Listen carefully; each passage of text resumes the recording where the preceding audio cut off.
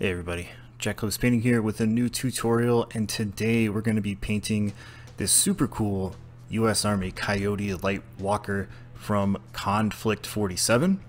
If you don't know what Konflikt 47 is, it's an expansion to the game Bolt Action, made by Warlord Games, World War II game. Konflikt 47 just gets into sort of the weird war sci-fi elements. Really cool thing. I love this model, and I wanted to display the brand new Warlord Games rapid deployment paint system, and I'm doing a little bit of a challenge. I'm restricting myself to only using what comes in the core paint set and the US Army paint set. And to start off this guy, I'm just hitting him with our normal Stynylrez primer. I'm using the red-brown primer because during the war, the US vehicles used a red oxide primer, kind of a reddish-brown, kind of terracotta color. And I figured that even though this is a Weird War sci-fi model, I would try to be as accurate as I can while still restricting myself to using the rapid deployment paint system.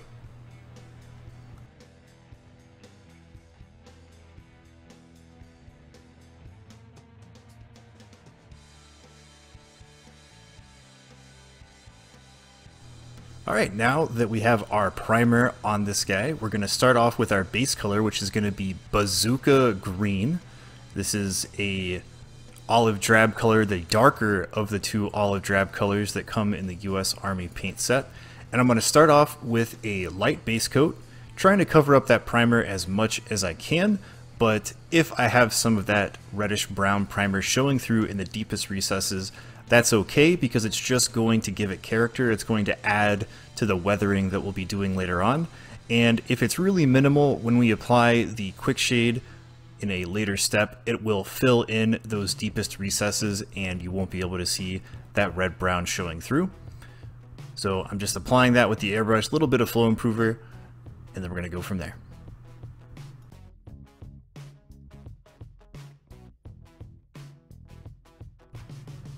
Alright, now that we have our Bazooka Green base coated on our Coyote here, you can see that a little bit of that red primer is showing through in the deepest recesses. I'm fine with that because I am going to be weathering this guy in the end. But our next step is going to be to apply US Army Green all over the model. I'm going to spray this a little bit more flat than I normally do with my models here on the channel, but that's the more realistic, more historical way of doing it. I'm not going to have these super high contrast fades with this kind of World War II-esque vehicle. So I am going to be using the US Army Green as sort of a secondary base coat where you can see some of that darker green in the recesses, and the US Army Green is going to be more on the tops of the model, the top areas, so that we do have a little bit of a gradient, but it's not going to be much. It's going to look a little bit more flat than you're normally used to seeing me paint stuff.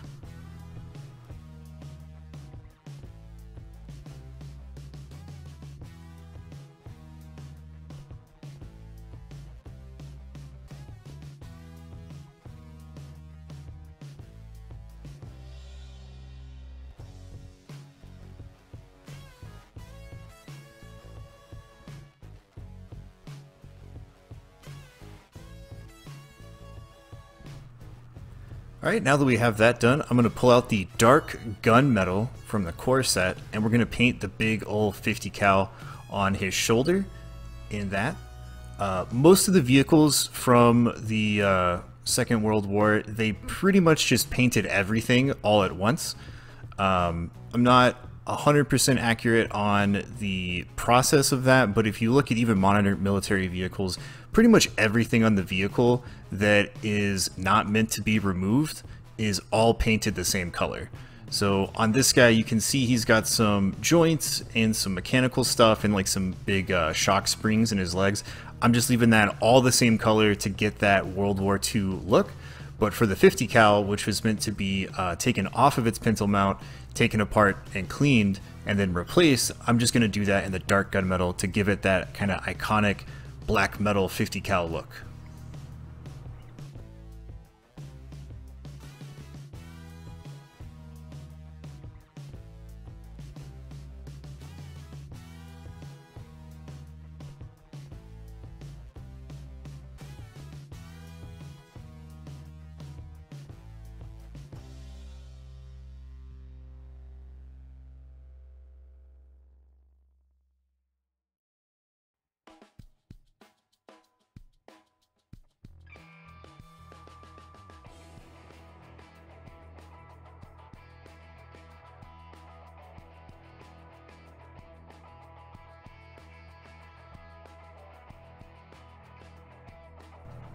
Okay, so now that all that paint is dry, I'm going to pull out the Strong Tone Quick Shade tin that comes in the set. You actually get a tin of Quick Shade in the core set and in each army set. So I actually have two of them, but I'm just using one of the ones, I forget which kit it came in. And basically you're just going to be applying it all over the model. This stuff is a little bit more thick and a little bit more concentrated than the Army Painter Quick Shade medium that you get in the dropper bottles that's meant to be part of their wash system that you use with the Quick Shade Wash mixing medium, which if I had a choice I would use instead of this, but this is a challenge. I'm going to try to make this model look as best I can while using everything in the kit and only what comes in the kit. So I'm just applying this wash all over, getting it over every single surface, letting it flow into the nooks and crannies. If I can't reach a spot, I'm just going to get some water in my brush and help move that stuff around. Like I said, this stuff is way thicker than the normal Quick Shade that you're used to seeing me work with on the channel here, so the water isn't really going to clean it off, but I can move it around a little bit.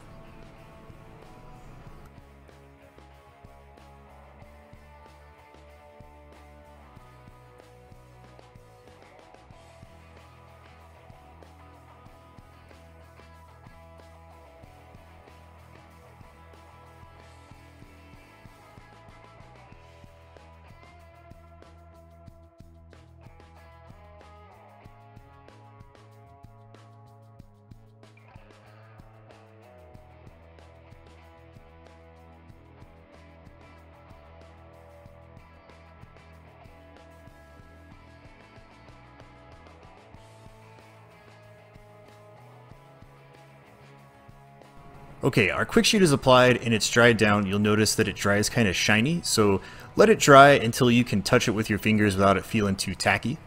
And then we're going to apply a pretty heavy dry brush of US Army Green, and this is going to help clean up the model, but also give us that sort of rough textured tank metal that you're used to seeing with the old World War II vehicles. So I'm just going to keep using this until almost everything is covered up and cleaned up with our US Army Green.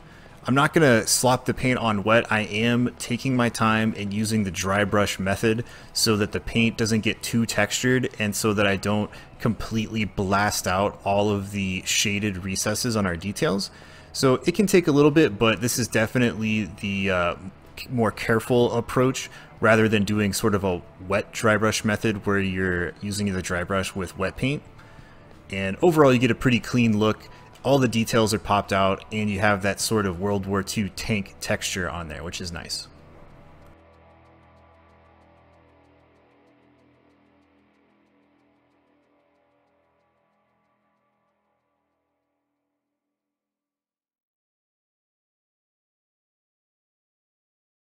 Next, I'm going to do a 50-50 mix of US Army Green and US Army Webbing. This is going to get us a brighter sort of green khaki color, and I'm going to very carefully dry brush that onto the details of the model just to pop those out a little bit more. I'm being really subtle with this. You can see I'm really working that dry brush, but I have a very minimal amount of this paint on there. I'm making sure that I get 99% of that paint out of my dry brush before I hit it on the model, so that way I'm just hitting highlights and not blasting out the US Army Green.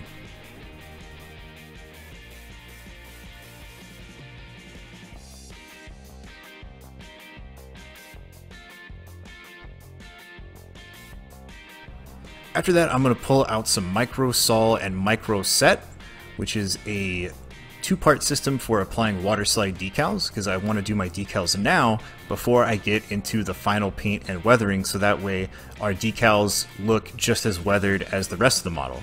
And what I do is I apply a little bit of Micro Sol to the back of the decal paper there, let that soak through, and when it's ready to be applied to the model, I put a little bit of Micro Set onto the model and then apply the decal. And the Micro Set will help it suck down onto the model and get applied nice and smooth. And the Micro Sol allows the decal to stretch and conform to the model a little bit. After that, I want to seal up the model, so I'm going to use this anti-shine matte varnish that comes in the kit to apply all over the model using the airbrush here. You can brush it on, but it's going to be a little thick that way, so I prefer to use the airbrush when possible. This is going to do two things. It's going to uniform the paint finish on all of the model and also seal in our decals because we don't want those lifting up or getting any moisture underneath them. And like I said, that quick shade dries pretty shiny, so this anti-shine varnish they provide you is really, really clutch because you can get rid of that nasty shiny wash, and it uniforms everything nice down to a matte finish.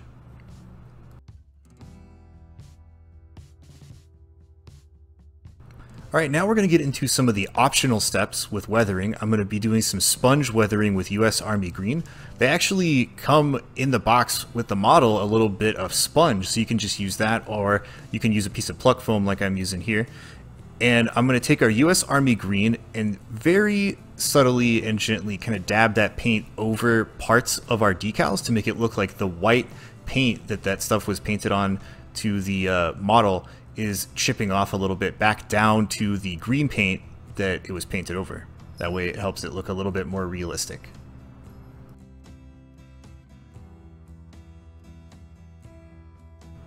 Next I'm going to pull out the wood brown, which is a reddish brown color similar to our primer, similar to the real primer used during the war, and we're going to do a little bit of paint chipping using our sponge.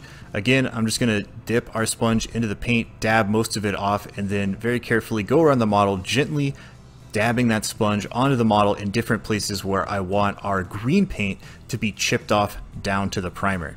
Again, giving this guy a little bit of character, looking like he's been in the business for a while, and weathering him up a little bit.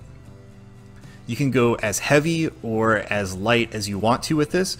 I'm going about middle of the road here, like he's seen some action, he's in the midst of it, but his paint is still relatively intact. Like I'm not chipping off massive swaths of his paint or anything like that, like I would if this was a wreck or something. But I am going to be doing some small areas and a couple of big areas here and there.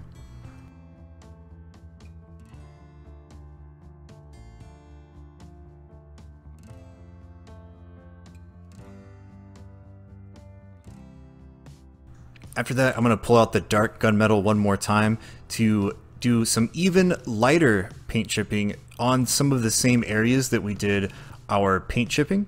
And this is just to show that in some of these small areas, it's gone down to the bare metal, like maybe for where a scratch has happened or a bullet ricochet or something like that, it's going down to the bare metal.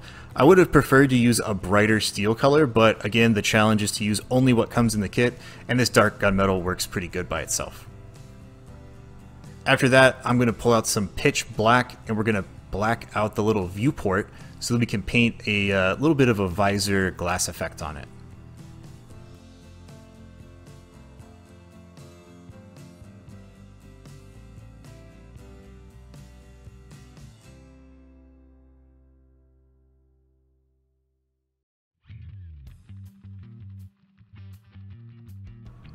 Next, I'm going to pull out some royal blue and thin that down to a glaze consistency so we can do a couple of thin semi-transparent coats of this blue onto the visor.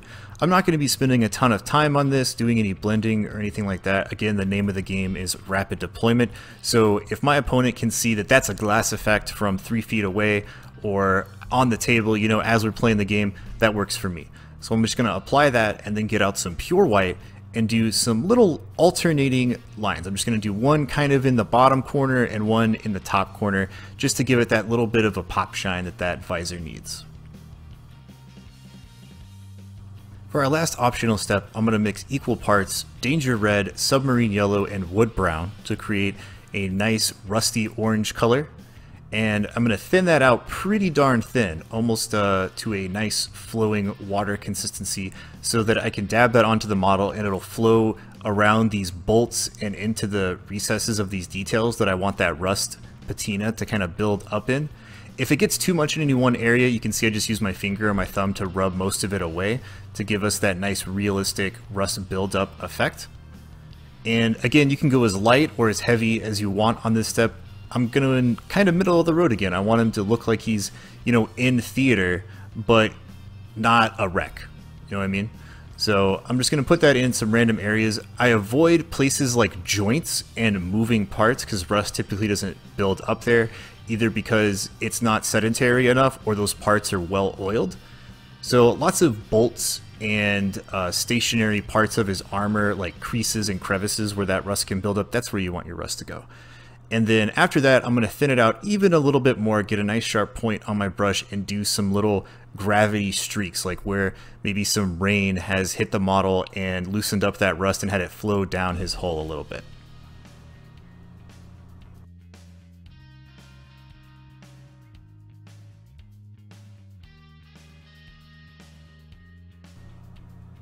All right, he's done. Here he is. I've blacked out the base just so there's a little bit of contrast so you can see the model nice and clean. This is what he looks like when he's all done. Again, those last few steps are all optional. You don't have to do any weathering if you don't want to. You can have them look nice and parade fresh if you want to, and get your models on the table even faster, but I wanted to do a little bit of weathering to give this guy some character. Links in the description for the new rapid deployment system if you want to check that out. Hope you guys enjoyed this tutorial, and I'll catch you next time.